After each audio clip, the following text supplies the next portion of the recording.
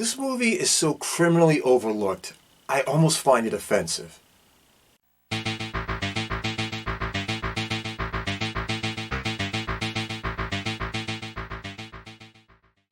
Okay, everybody, today we're going all the way back to 1981 to look at a motion picture that I don't know how does not get brought up more, and I don't know how does not end up in more conversations. We are talking about the one and only Outland. But before we go any further, before we dig into this gem anymore, once and again, and as always, to the trailer.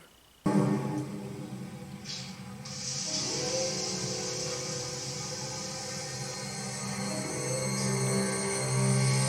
a mining town on the second moon of Jupiter,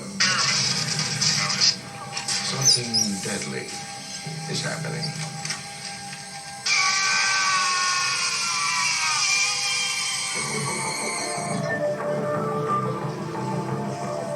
Pretty soon we'll see that this is just like every other mining town. I work these people hard, and I play hard. There's never much trouble.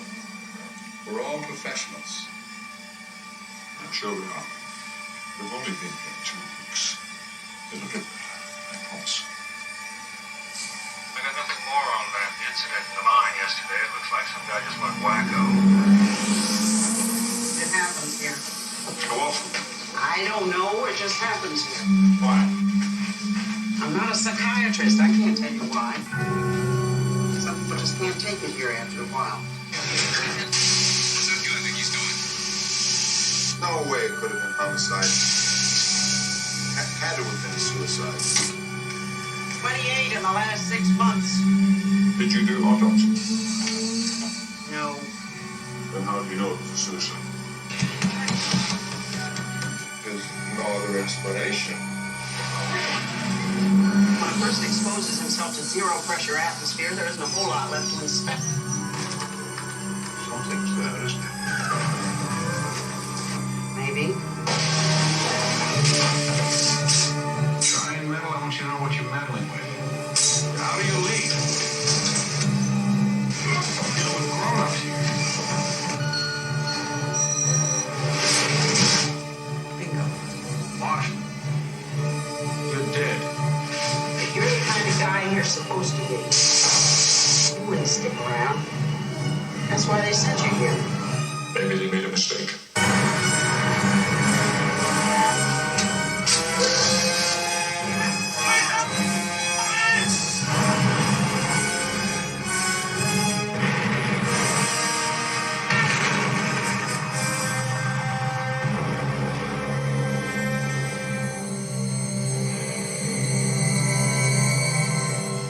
Outland, the ultimate enemy, is still man.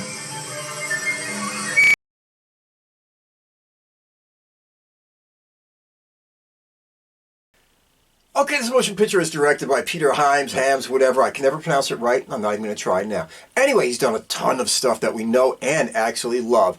Let's roll. We're talking about he did Time Cop. We're talking about he did stuff like The Relic. In 2010, the year we made contact, pardon me, which you know I love. And End of Days and Sudden Death and A Sound of Thunder and Stay Tuned and The Presidio and The Star Chamber and Hanover Street and Capricorn 1. So you get the idea. You get where this is coming from. You've seen those motion pictures. You know the way he makes them. And now you've got a pretty good expectation of what you're going to get here.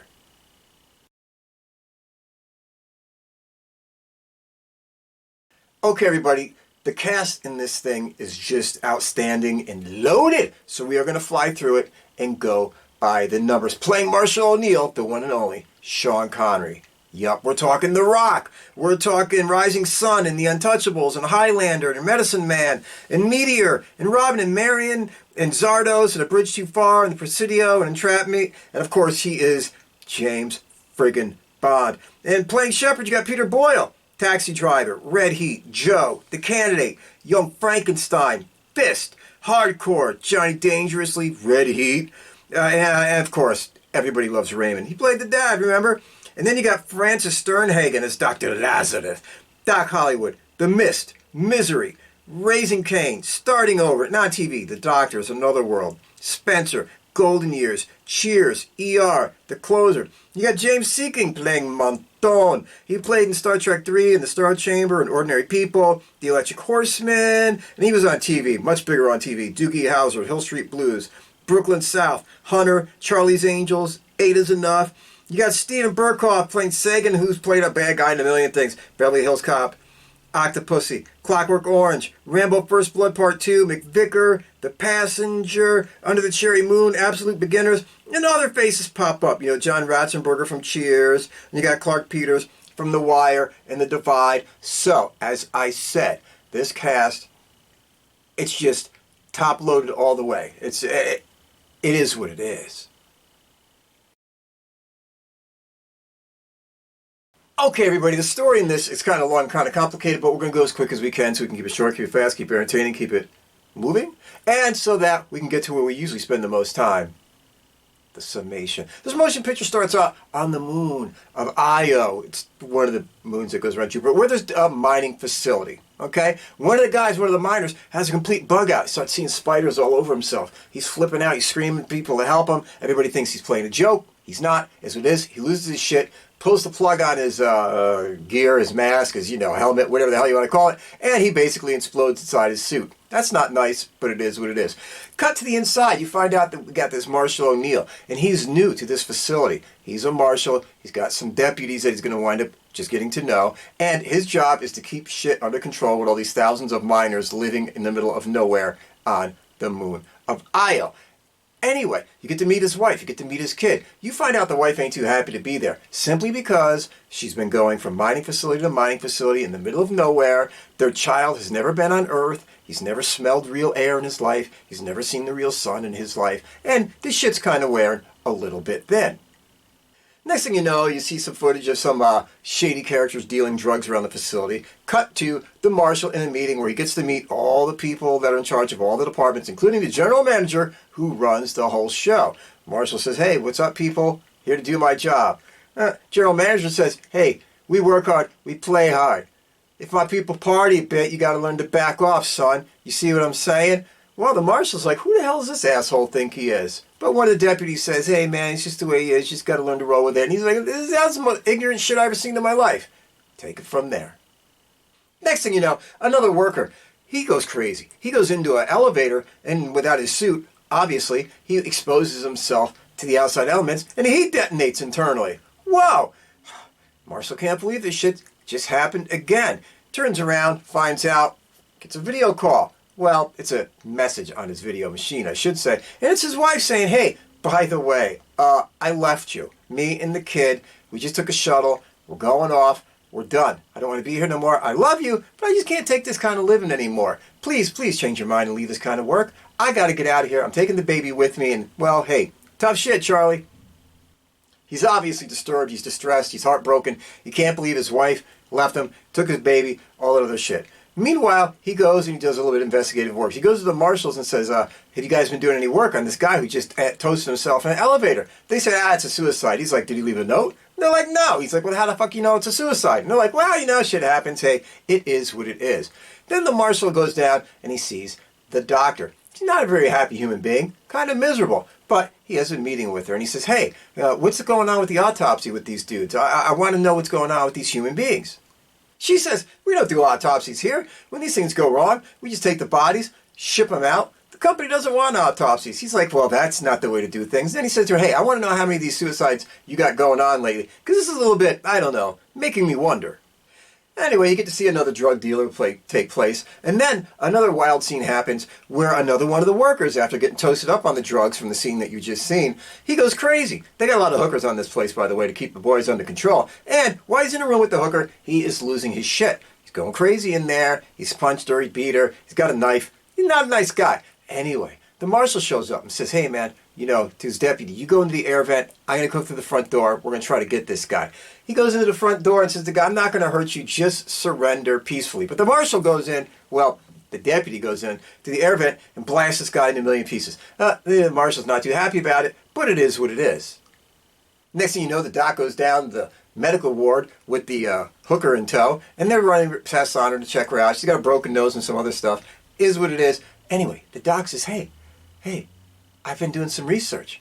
Turns out we've had 24 of these suicides in the last 6 months, and like 25 of them in the 6 months before that. And he's like, really? And she's like, yeah. And he's like, that's kind of odd. And she goes, you know how many before that? And he goes, no. And she says, only 2. And he's like, what? This can't be. Something isn't right. Anyway, the marshal goes and does a little bit of research. He draws some blood before they ship the body out from that guy. Haha, something ain't right. Marshal goes back to the doc and says, hey, I want you to examine this blood. She goes, okay. She finds out there's this super duper shit that they've been giving people. Well, there's some super duper shit that they're taking, let me just put it that way. That's the kind of stuff that makes you work like a maniac and productivity through the roof, but it melts your brain and it's internally bad for you. Marshal does a little bit more research. He's doing some spy camera shit, and he sees the drug dealers meeting with the general manager, meeting with his men deputy. He knows there is shit afoot. Anyway, the deputy, now that he's kind of been caught red-handed, confesses to one Sean Connery that, yeah, I just turned the other cheek, and these guys are doing what they're doing, but you can't stop it. It's too big. It's out of control. It is what it is. Sean Connery's like, well, that's a bunch of bullshit, and he goes off on his merry way. Next thing you know, Sean Connery arrests this guy. He arrests one of the baddies. And 'tis what it is, and he puts him in this weird chamber, this prison cell where he's floating and all this other kind of stuff. Sean Connery then goes to the general manager and says, haha, I busted one of your boys. I got him in lockup. Tough titty, said the kitty. He goes back to talk to this guy again to get a confession and finds him dead, floating in that weird prison cell from hell that he's caught in. Not only that, they killed his deputy buddy who ratted out the guys that he was doing business with and all that other kind of shit. Anyway, he's dead. Drug dealer's dead. All kinds of problems are taking place. Cut forward, you find out that Sean Connery comes to the realization that the drugs are coming in on the meat supply. Holy shit. While he's examining this, though, some of the boys sent by the general manager try to kill Sean Connery. Well, that doesn't go too good because he's fucking Sean Connery. You know how that shit goes. Anyway, he takes all the drugs he gets out of the meat, and then he flushes them down the toilet. Whereupon then he tells the general manager, hey, I got some of your boys that tried to hurt me. Ha, and I took all your drugs and I flushed them down the toilet. General manager's like, are you out of your fucking mind? That's a lot of money. He's like, that's what I did anyway. General manager says, well, you're a dead man, son. You're a dead man. At that point, Sean Connery puts a wiretap on that guy's communications and finds out that there are now 2 men coming in to kill him. Ooh, that's not good. Sean Connery, he goes out to the boys, all his deputies, and say, hey, how many of you guys got my back? And they're like, nah, fuck you, man. You're on your own. We ain't getting involved in that shit. We got families. We don't need the aggravation. You're going to die, and, well, sorry about it. He starts walking around the space station, mining facility, and finds out that apparently every fucking human being on the planet knows that there's people coming here to kill him, and they ain't doing shit about it. They all watch, they all look, they're all looking at him like, you're going to die, son. It is what it is. In the middle of that, his wife calls him up and says, hey, I reserved you a seat so you can come with us from this station that we're waiting at before going back to Earth. Please make it. And he's like, I can't, I got something to do. And she's like, well, come on, you got it. And he's like, I can't, but whatever, you get the idea. The doctor chick comes up to him and says, do you really need to do this? Why do you need to do this? And in the moment, straight out of the gauntlet, he says, because everybody thinks I can't. They don't think I can do this. And I have to know that I can do this. You get the idea. Clint Eastwood, the gauntlet, it's happening again. Next thing you know, the new baddies arrive. And they are there to kill one Sean Connery. And of course, hijinks, craziness happens. There's shootouts. There's all kinds of stuff taking place in space. They're fighting inside the station. They're fighting outside the refinery. They're fighting all over the place. Turns out one of the deputies who was on the take is out there with them trying to kill him. I'm not going to tell you what happens next. Maybe the doctor helps him. Maybe she doesn't. Who knows? It is what it is. That's the idea. That's the story. And there you go.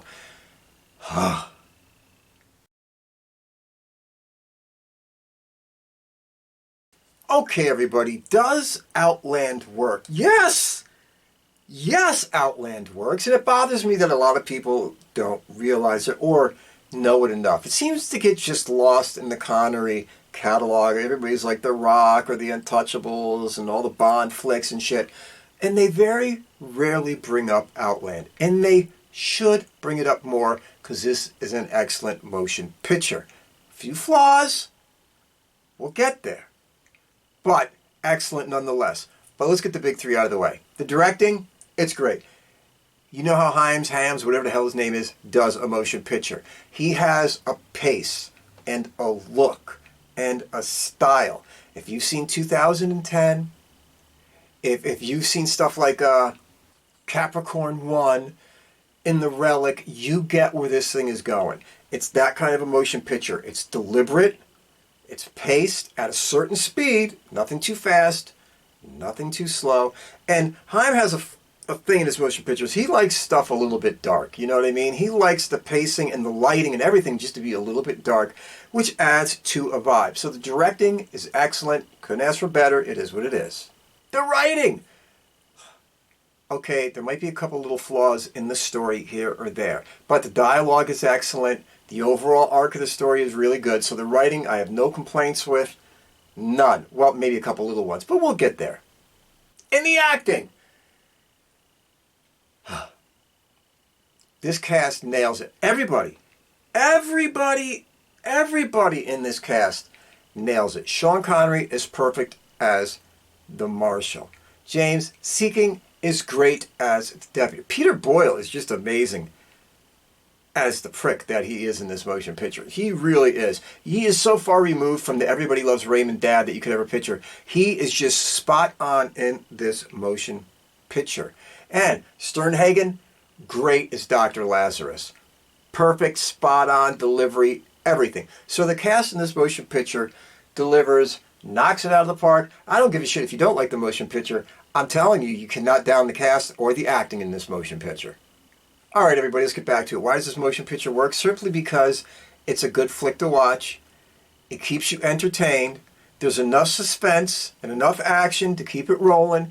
And there's enough of a real good story underneath it all that makes sense to a degree and keeps you involved. It delivers on everything it's supposed to deliver on. Few flaws, we'll get there. But it works, and it works well. First off, as I pointed out, excellently directed, excellently acted.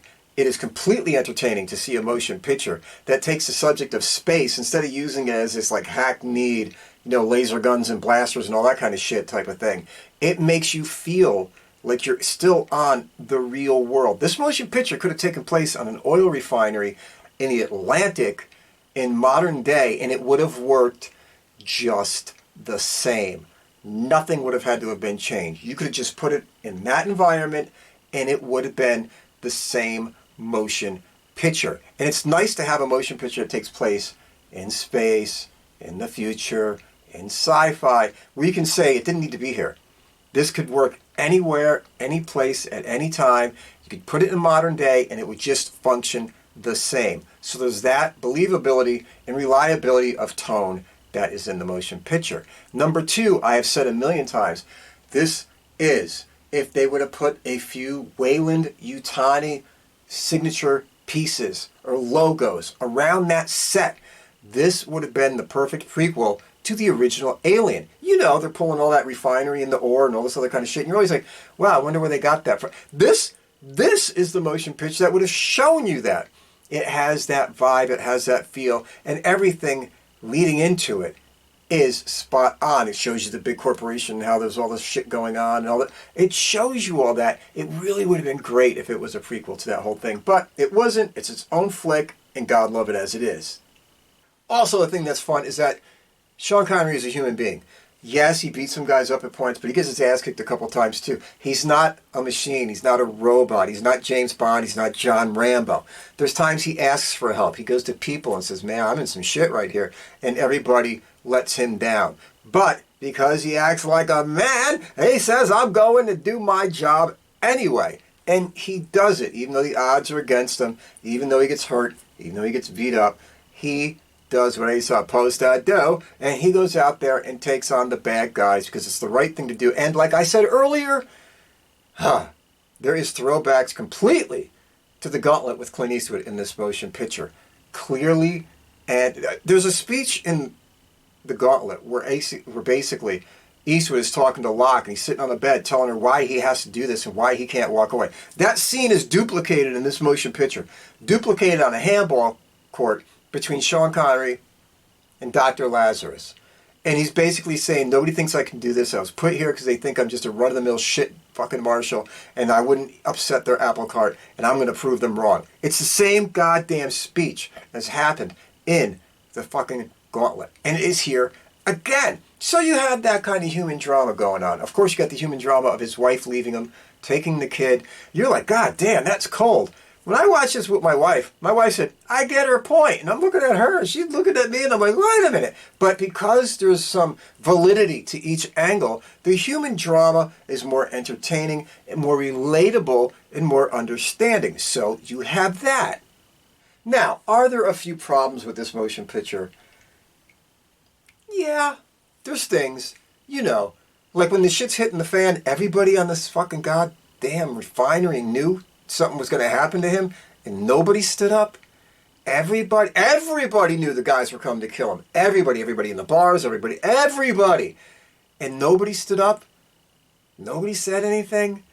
This whole thing was that universally accepted, known, and just rolled with? Also, there was the whole point about, yes, there was this thing that was underneath the surface going on where all these different refineries were giving their guys drugs to keep productivity up and everybody could make more money and this, that, and that. But you're still given some shit in the motion picture that lets you believe that when the grand corporation, the people really, really at the top, above the ones doing all the bad shit, find out that the shit is going to hit the fan when this gets exposed. So you're like, at one point you're like, well, why doesn't Sean Connery just expose this? One of his deputies has been fucking killed. We got the proof that there's drugs flying around. The general manager has basically admitted it to him to his face and threatened to have him murdered. Wouldn't that be enough just to send somebody a message? Would that be enough just to blow the whistle? Send it to the media? Send it to the highest levels of this corporate... Something? But everybody just seems like they're just keeping this under wraps and this is just going to be a private war between the Marshal and these guys and all this other stuff. It's like, you could have pulled the plug on this earlier, right? I know it wouldn't have made a movie, but you could have pulled the plug on this earlier. Finally, maybe it was just me, but I thought when the chase sequence at the end went to outside the refinery, I don't know if it slowed the ending down a little bit. I don't know. I think I liked it more when it was indoors than when it went outdoors. It looked beautiful. It looked just like 2010, the year we made contact. The special effects looked the same way. It was all practical. It was great. Everything looked cool, and it was fun. But for me, I think I would have liked it more if they stayed a little bit inside than when they went outside. Although, yes, that could be just me, and it did look great, and it was still suspenseful. I thought that it might have just slowed the speedometer down from 100 to 85 when all that was going on. Also, I thought they were a little bit flippant with what was going on in there. I mean, there's guys in there just winging off shotgun shells left and right in pressurized situations. I mean, wouldn't they have been a little bit more safety conscious with some of this shit? I mean, wouldn't the greenhouse have been more backed up or something, compartmentalized, instead of one shotgun shell takes out half of a goddamn building and everything goes flying out into space because of, again, there's little things like that that probably should have and could have been addressed, but they don't really wreck the movie or pull you out of it. It's just stuff when you're sitting down later on thinking about it, you're like, why didn't? But not enough of them to be so glaring that it ruins the motion picture experience at the time. Anyway, folks, get out there and watch Outland. It's a solid flick. For some reason, it does not get talked enough in the Sean Connery catalog. It doesn't even get talked enough about in the annodes of sci-fi motion pictures. It really doesn't. Everybody goes right over this thing, and I don't understand. Gorgeous to look at, well acted, fun story, relatable story relatable to your time even though it isn't. And finally, it's just fun. Yes, there's a few little flaws in the logic of the story where things could have or should have been worked out a bit better, but not enough to ruin it, not enough to wreck it. So get out there and watch Outland. You can watch it free on YouTube. So there you go, stream it there. Let me know what you think. Anyway, be good, take care, stay out of trouble, be kind to a stranger, be there for a friend, and most of all, and you know what I'm going to say, never, ever take any bullshit from anybody. See y'all soon.